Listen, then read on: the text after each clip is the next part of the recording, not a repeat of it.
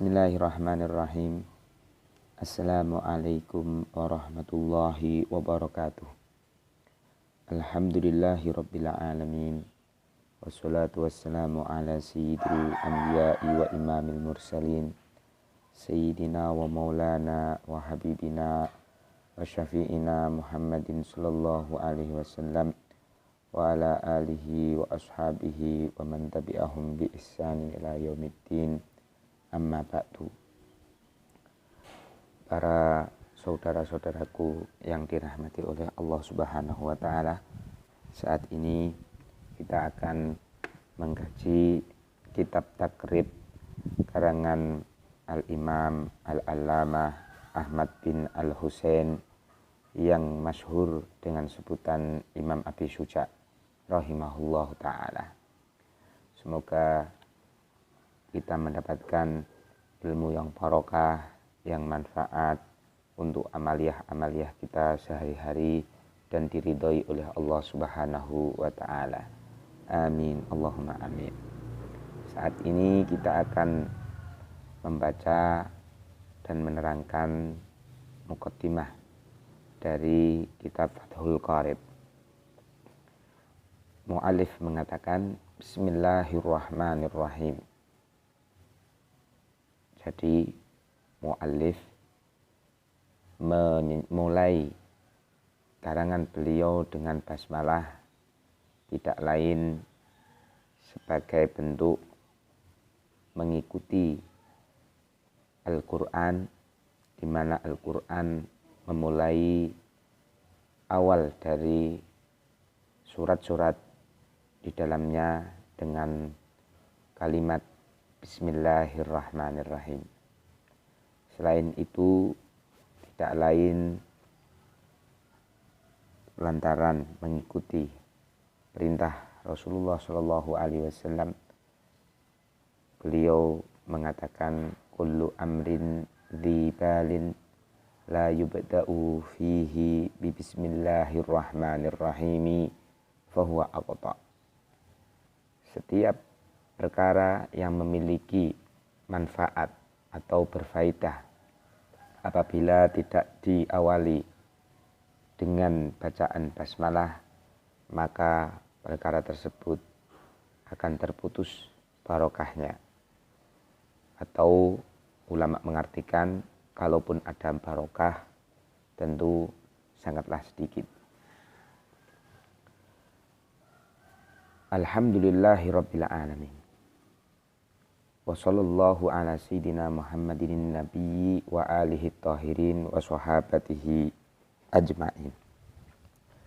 Setelah basmalah, mu'allif mengawali karangannya dengan menggunakan Alhamdulillah. Ini juga mengikuti dari perintahnya Rasulullah SAW, di mana dalam riwayat yang lain kullu amrin dzibal la yubda'u fihi bilhamdillahi rabbil alamin fahuwa ajzam au abtar, di mana artinya hampir sama dengan masalah basmalah tadi. Mu'allif bersyukur kepada Allah Subhanahu wa taala, zat yang merajai atau yang mengatur alam semesta. Alhamdulillah ini merupakan pujian yang sangat ringkas sekali, akan tetapi memiliki keistimewaan yang sangat besar,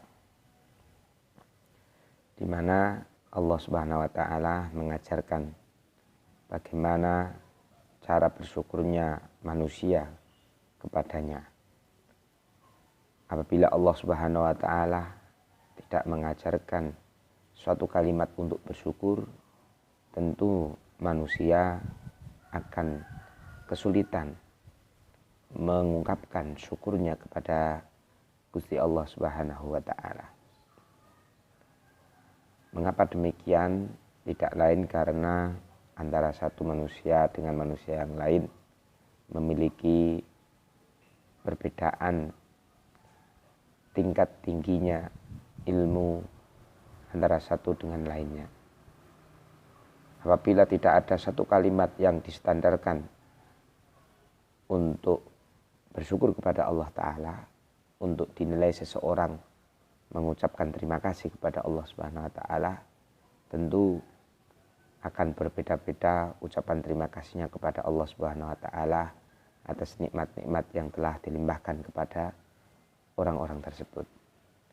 Perbedaannya barangkali yang alim akan bisa memuji Allah Subhanahu wa Ta'ala dengan pujian yang sangat sempurna, yang sangat banyak sekali, sedangkan yang tidak alim atau yang masih belajar atau yang masih awam akan kesulitan untuk mengungkapkan rasa syukurnya kepada Allah Subhanahu wa Ta'ala.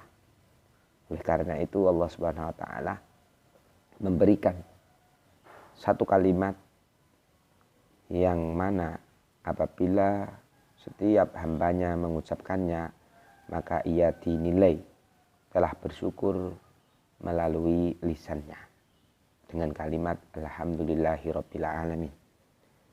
Selain itu mengartikan bahwa mu'allif mensyukuri atas karunia nikmat yang diberikan oleh Allah Subhanahu wa Ta'ala atasnya, di mana telah diberikan kesempatan untuk mengarang sebuah kitab yang bernama Takrib. Tentu kitab Takrib ini karena berada di bawah fan keilmuan fikih memberikan peran yang sangat penting bagi setiap orang. Kenapa demikian? Karena kitab Takrib ini berkaitan dengan persoalan-persoalan ibadah kita sehari-hari, persoalan muamalah kita, persoalan interaksi kita kepada sesama manusia, dan juga persoalan berkaitan dengan kitab-kitab nikah dan jihad dan kitab-kitab lainnya. Maksudnya pembahasan-pembahasan lainnya yang berkaitan dengan agama, dan kitab ini ditujukan kepada orang-orang yang masih awam seperti kita-kita. Mu'allif bersyukur kepada Allah Subhanahu wa Ta'ala atas selesainya menulis kitab ini. Alhamdulillah sendiri merupakan zikir pertama kali yang diajarkan oleh Allah Subhanahu wa Ta'ala kepada manusia melalui lisannya Sayyidina Adam alaihissalam, di mana Sayyidina Adam alaihissalam ketika ditiupkan ruh oleh Allah Subhanahu wa Ta'ala, saat ruh berada di khaithum, berada di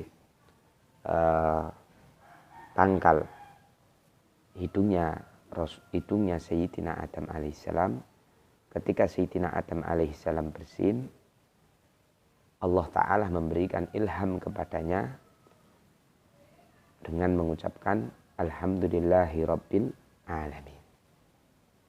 Setelah Alhamdulillah, mu'allif mengatakan, dan sholawat serta salam semoga senantiasa tercurahkan kepada baginda kita Nabi Agung Muhammad Sallallahu Alaihi Wasallam beserta keluarganya yang suci semuanya, dan sahabat-sahabatnya yang mulia tanpa terkecuali. Mu'allif mengatakan menggunakan kalimat rahmat takdimnya itu sholawatnya dengan menggunakan kalimat Sayyidina. Ini sangat penting sekali saya sampaikan. Tidak lain, mu'allif itu ketika menggunakan kalimat Sayyidina berarti mu'allif benar-benar memiliki rasa takdim kepada baginda Agung Muhammad Sallallahu Alaihi Wasallam, di mana beliau tidak langsung menyebut nama Rasulullah Sallallahu Alaihi Wasallam dengan menyebut namanya langsung, di mana itu tidak lain karena mengikuti perintah Allah Subhanahu wa taala di dalam Al-Qur'an, di mana Allah Subhanahu wa taala di dalam Al-Qur'an menyebutkan janganlah kalian memanggil nama Rasulullah Shallallahu Alaihi Wasallam seperti kalian memanggil di antara satu sama lain. Allah Ta'ala berfirman, la taj'alu du'a ar-rasuli bainakum kadu'a ibadikum ba'da. Ini makanya apa yang dilakukan oleh mu'allif sangatlah benar, dan itu bagian dari takdim kepada baginda agung Muhammad sallallahu alaihi wasallam, bentuk pemuliaan. Dan itu apabila ditinjau dari dalil nakli, banyak sekali dalil-dalil yang menyebutkan bolehnya menggunakan kalimat sayyidina. Secara akal juga, dalil akli juga sangatlah tepat, sebab kita sendiri saja apabila memanggil atau menyebutkan nama orang tua kita, itu tidak akan mungkin kita menggunakan atau memanggil namanya secara langsung. Akan tetapi kita sebut nama orang tua kita dengan menambahkannya kalimat bapak dan lain-lain. Maka sangatlah tidak elok apabila kita menyebut nama Rasulullah Shallallahu Alaihi Wasallam dengan sebutan namanya secara langsung. Qala al-Qadi Abu Suja Ahmad bin al-Husaini bin Ahmad al-Asfihani radhiyallahu taala anhu. Imam Abu Suja Ahmad bin Husain bin Ahmad al-Asfihan, beliau radhiyallahu an, beliau mengatakan, sa'alani ba'dul astiqai hafidhahumullahu ta'ala, telah meminta kepadaku sebagian teman-teman yang mana Allah Subhanahu wa taala, yang mana semoga Allah Subhanahu wa taala menjaga mereka semuanya. Meminta apa? An a'mala mukhtasaran fil fikhi ala madhabil imam Syafi'i rahimahullahu ta'ala alaih, untuk mengarang sebuah kitab ringkasan dalam bidang ilmu fikih, menurut madhabnya Imam Syafi'i rahimahullahu ta'ala, rahmatullahi ta'ala alaihi wa ridwanihi. Mengarang ilmu fikih menurut madhabnya Imam Syafi'i. Ilmu fikih ini sekali lagi sangat penting sekali, sebab menjadi ukuran seseorang itu dinilai baik oleh Allah Subhanahu wa taala atau tidak, itu tergantung dengan seberapa ia benar-benar memahami agamanya, di mana Kanjeng Nabi Muhammad sallallahu alaihi wasallam telah bersabda, man yuridillahu bihi khairan yufaqihu fiddin. Siapa yang dikehendaki baik oleh Allah Subhanahu wa taala, maka ia akan diberikan pemahaman yang mendalam dalam persoalan agama. Jadi ukuran kebaikan itu terletak pada seberapa dalamnya ia memahami agama. Dan salah satu ilmu yang fokus dalam memahami agama yang berkaitan dengan ibadah atau muamalah itu adalah ilmu fikih. Ilmu fikih merupakan saripati dari Al-Quran dan As-Sunnah. Mu'alif mengarang kitab fikih takrib ini sesuai dengan madhabnya Imam Syafi'i rahimahullah ta'ala. Fi ghayatil ikhtisari wa nihayatil ijazi. Di mana karangan ini benar-benar sangat ringkas dan sangat tipis, sangat simpel. Untuk apa? Liuqarriba 'alal muta'allimi darsahu. Untuk mendekatkan, untuk mempermudah, untuk